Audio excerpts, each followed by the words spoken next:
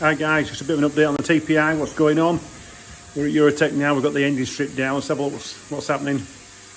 So I've just turned off the ultrasonic bath so I can hear myself think. Right, we've got engine on the stand, Nick's just split the casings.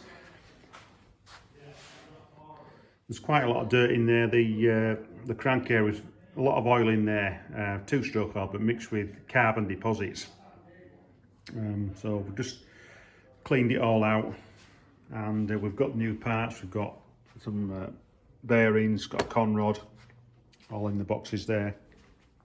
Got some parts on the bench, which I've been cleaning, so ignition case, clutch case, etc., starter motor, things like that. That is a cylinder. You can see on the inside it's scored up. I think a carbon deposit has caused that score. And we've had some wear as well on the inlet side. That's the score what I think the carbon deposits made.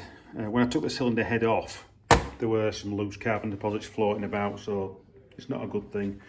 And we're just going to get the power valve cleaned up.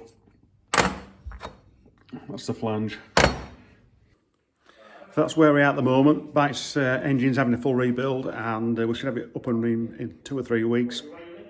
So hopefully we'll be ready for Extreme Ravines 1st of May. So stay tuned, hard enduro and intermediate at Eurotech and on Robbo's GPX dirt bike page. See you soon.